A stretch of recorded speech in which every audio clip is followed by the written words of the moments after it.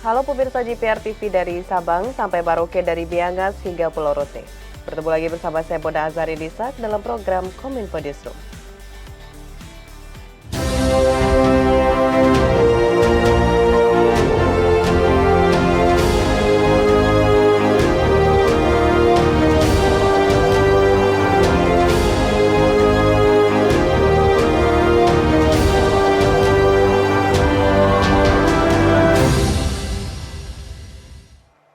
Pemirsa, kita ke informasi pertama. Menko Polhukam Mahfud MD menegaskan akan mencegah jaringan dan restrukturisasi Satgas Tim Tindak Pidana Perdagangan Orang dalam waktu dekat. Hal tersebut disampaikan usai mengikuti rapat terbatas bersama Presiden Joko Widodo terkait pencegahan tindak pidana perdagangan orang.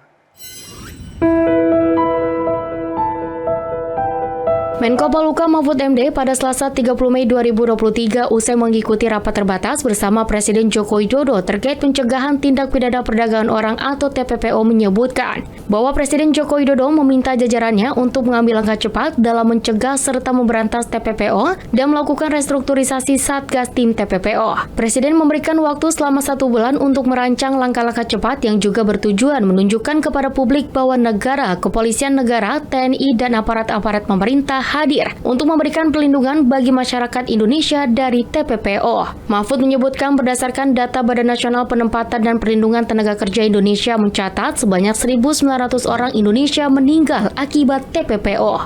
Oleh sebab itu Presiden tadi menyatakan melakukan restrukturisasi Satgas tim tindak pidana perdagangan orang.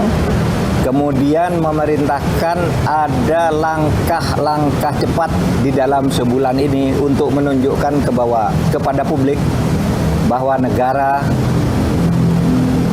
kepolisian negara, TNI, dan aparat-aparat pemerintah yang lain itu bertindak cepat dan hadir untuk ini. Di kesempatan yang sama, Kepala BP2MI Beni Ramdhani menyebutkan dalam 3 tahun terakhir BP2MI telah menangani 94.000 anak bangsa yang dideportasi dari Timur Tengah maupun Asia dan 90% yang dideportasi adalah mereka yang berangkat dengan cara tidak resmi.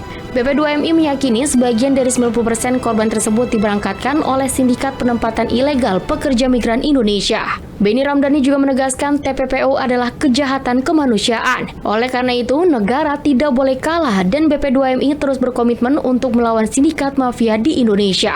Jadi ini kejahatan kemanusiaan yang tidak boleh negara tunduk atau kalah melawan para sindikat dan mafia.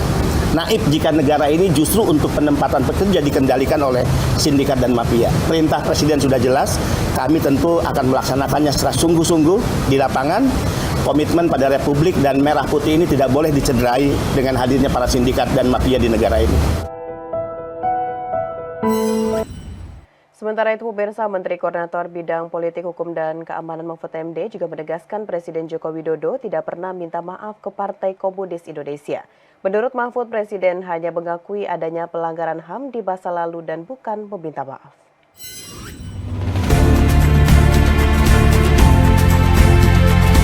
Dalam rapat koordinasi sinergitas stabilitas pemilu bersama Panglima TNI dan Kapolri di Jakarta, Menko Polhukam Mahfud MD dalam pidatonya mengklarifikasi tudingan masyarakat di media sosial yang mengatakan bahwa Presiden Joko Widodo pernah meminta maaf kepada Partai Komunis Indonesia atau PKI. Mahfud menjelaskan Presiden memang sempat menyinggung soal PKI namun bukan untuk meminta maaf. Menurut Mahfud, Presiden mengatakan menyesali terjadinya pelanggaran HAM berat di mana salah satunya adalah peristiwa tahun 1965 hingga 1966. Itu hoax. Presiden tidak pernah meminta maaf kepada PKI. Yang dinyatakan oleh Presiden itu, Presiden mengakui telah terjadi pelanggaran HAM berat dalam 13 kasus. Itu ada tertulis 14 karena Wasior dan Wamena itu sebenarnya bisa semula jadi satu, sekarang dipisah. Presiden menyatakan bahwa menyesal telah terjadi itu. Kenapa? Kan tidak bisa nolak Presiden, itu sudah keputusan Komnas HAM bahwa itu terjadi dan kita semua melihat itu terjadi. Mahfud juga menambahkan memang ada pihak yang memberikan masukan agar Presiden meminta maaf kepada PKI. Namun Mahfud mengaku menolak usulan tersebut. Enggak, saya bilang, enggak bisa. Enggak ada minta maaf. Nah tolong ini dijelaskan, enggak ada permintaan maaf ke PKI dan tidak ada politik hukum baru terhadap PKI. Sebagaimana diketahui, Presiden Republik Indonesia Joko Widodo mengakui adanya pelanggaran hak asasi manusia atau HAM berat yang terjadi di beberapa peristiwa di masa lalu. Adapun sejumlah 12 pelanggaran berat di masa lalu diantaranya.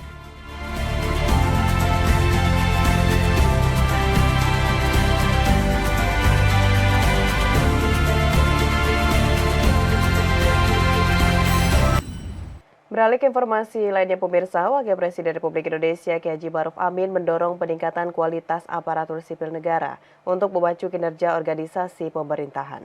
Hal ini guna beradaptasi dengan dinamika perkembangan kondisi global, salah satunya praktik tata kelola pemerintahan.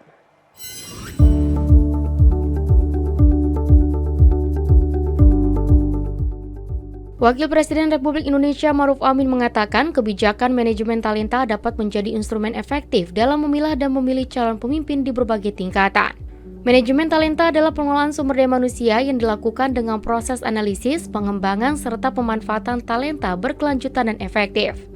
Dalam sambutannya pada pembukaan Rakornas Kepegawaian tahun 2023, Wapres menyampaikan bahwa dalam mengembangkan manajemen talenta terdapat 4 langkah sistematis di bidang pemerintahan guna mewujudkan tata kelola pemerintahan yang baik menuju transformasi pembangunan Indonesia Emas tahun 2045.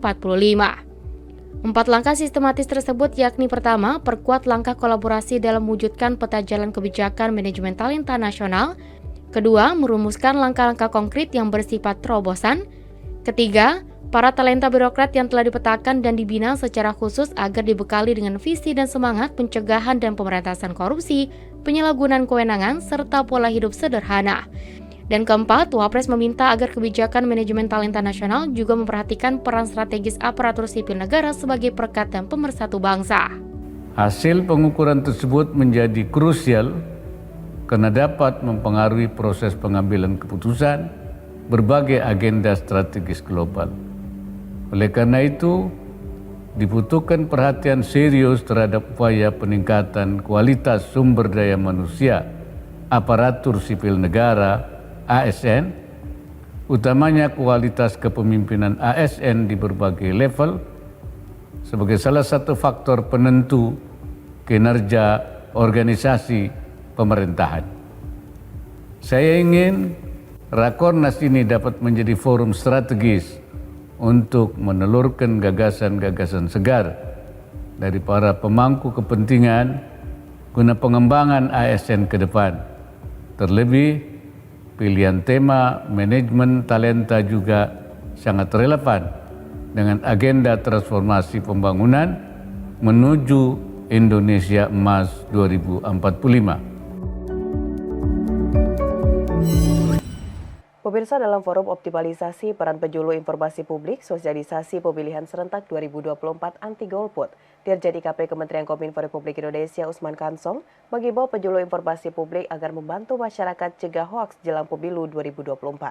Pihaknya juga mengajak untuk tidak golput.